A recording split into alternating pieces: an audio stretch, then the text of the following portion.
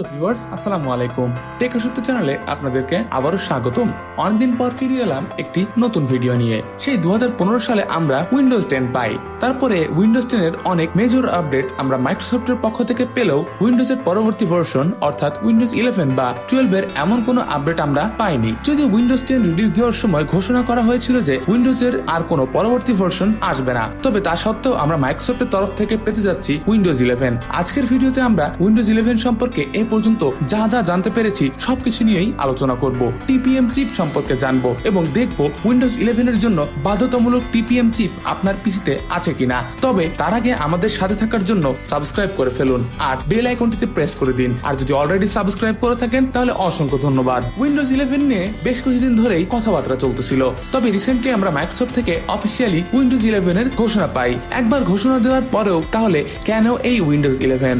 যদিও মাইক্রোসফট থেকে এই বিষয়ে তেমন কোনো নিউজ পাওয়া যায়নি, তবে অনেকের মতে এটি কোম্পানির মার্কেটিং পলিসি।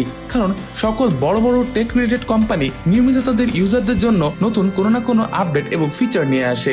এতে যেমন ইউজাররা খুশি হয় তেমনি কোম্পানির প্রচার হয়, তারা আলোচনায় আসে। এখন প্রশ্ন, আমরা কবে হাতে পাবো এই উইন্ডোজ 11? মাইক্রোসফট থেকে বলা হয়েছে উইন্ডোজ 11 এর একটি বেটা ভার্সন উইন্ডোজ ইনসাইডারদের কাছে কয়েক সপ্তাহের মধ্যেই চলে যাবে। অর্থাৎ আপনি যদি উইন্ডোজ ইনসাইডার প্রোগ্রামে এনরোলড হয়ে থাকেন তাহলে খুব জলদি পেয়ে যাবেন এই উইন্ডোজ 11। আর আমরা সকলে এই বছরের শেষের দিকে উইন্ডোজ 11টি অফিসিয়ালি হাতে পাবো। উইন্ডোজ 11 এ আমরা অনেক নতুন ফিচার্স পাবো, তবে সেগুলো জানার আগে চলুন দেখে নিই কোন কোন ফিচার্স উইন্ডোজ 10 থেকে উইন্ডোজ 11 এ শিফট হলে হারিয়ে যাবে। উইন্ডোজ 10 এর টাস্কবারে যে কটানা পিন্ড অবস্থায় পাই সেটি উইন্ডোজ 11 এ থাকবে না। ম্যাথ ইনপুট প্যানেলটিকে রিমুভ করে দেওয়া হয়েছে, তবে যাদের ম্যাথ ইনপুট প্যানেল প্রয়োজন হবে তারা মাইক্রোসফট অ্যাপ স্টোর থেকে ডাউনলোড করতে পারবেন। উইন্ডোজ 10 এর লক স্ক্রিনে আমরা যে কুইক অ্যাপ স্ট্যাটাস দেখতে পেতাম সেটি আর উইন্ডোজ 11 এ দেখা যাবে না। উইন্ডোজ 11 এর স্টার্ট মেনুতে লাইভ টাইলস দেখা যাবে না এবং নেম গ্রুপ এবং অ্যাপের ফোল্ডার রিমুভ করে দেওয়া হবে। এছাড়াও উইন্ডোজ 11 এর টাস্কবারটির পজিশন স্ক্রিনের ঠিক নিচের দিকে লক করা থাকবে, অর্থাৎ টাস্কবারটিকে উপরে বা বাম পাশে বা ডান পাশে সরানো যাবে না। অনেকের মনে প্রশ্ন আসে যে উইন্ডোজ 10 এ যে সফটওয়্যার গুলো ইউজ করা হয় তা উইন্ডোজ 11 এ চলবে কিনা। হ্যাঁ, অবশ্যই চলবে।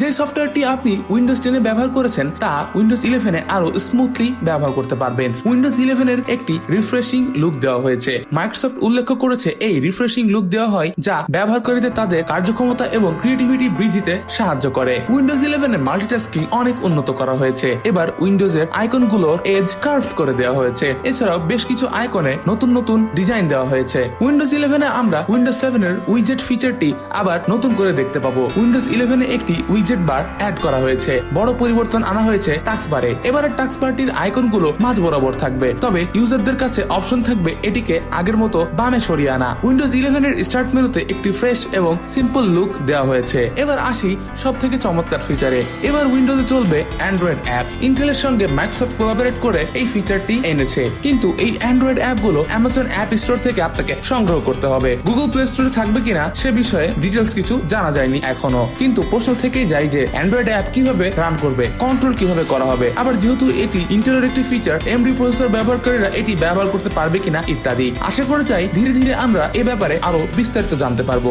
এছাড়াও উইন্ডোজ 11 এর সাথে প্রি ইনস্টলড মাইক্রোসফট টিমস সফটওয়্যারটি পাবেন। এটি অ্যান্ড্রয়েড প্ল্যাটফর্ম এবং আইওএস প্ল্যাটফর্ম দুটোতেই অ্যাভেলেবল। তাই উইন্ডোজ 11 দিয়ে আপনি যে কোনো সময় যে কারোর সঙ্গে যে কোনো প্ল্যাটফর্মে ভিডিও চ্যাট বা মিটিং করতে পারবেন। উইন্ডোজ 11 ইনস্টল করার জন্য আপনার প্রসেসরটি মিনিমাম ডুয়াল কোরের হইতে হবে। ক্লক স্পিড হইতে হবে ন্যূনতম 1 গিগাহার্টজ। উইন্ডোজ 11 এর জন্য মিনিমাম 4 জিবি র্যাম এবং 64 জিবি স্টোরেজ থাকা বাধ্যতামূলক। কিন্তু এবার এক বিশেষ রিকোয়ারমেন্ট চেয়েছে মাইক্রোসফট, সেটি হলো ট্রাস্টেড প্ল্যাটফর্ম মডিউল চিপ বা টিপিএম চিপ। এটি মূলত সফটওয়্যার ও হার্ডওয়্যার ব্যবহার করে আপনার পাসওয়ার্ড এবং এনক্রিপ্টেড কি গুলোকে সংরক্ষণ করে। যেহেতু উইন্ডোজ 11 কে তারা অনেক বেশি সিকিউর করতে চাচ্ছে, তাই তারা ব্যবহারকারীদের টিপিএম চিপ ব্যবহার করা বাধ্যতামূলক করে দিয়েছে। এখন আমরা দেখবো কিভাবে বুঝবেন আপনার পিসিতে টিপিএম চিপ অ্যাভেলেবল কিনা।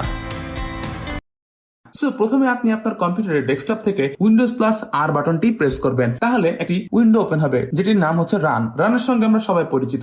রানে যে আপনি টাইপ করবেন tpm.msc।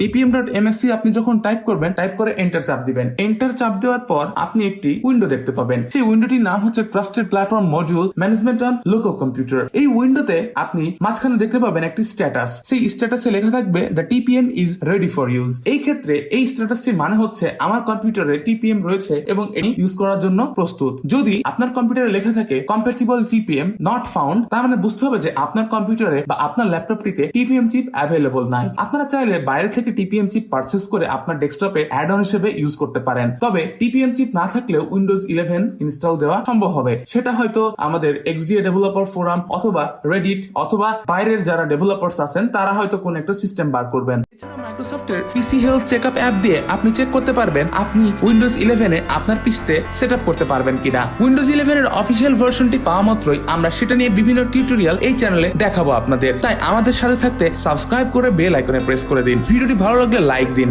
আপনি উইন্ডোজ 11 আপনার পিসিতে ইনস্টল করতে পারবেন কিনা সেটা কমেন্টে জানান। আজকের আলোচনা এ পর্যন্তই, দেখা হবে পরের ভিডিওতে। আল্লাহ হাফেজ।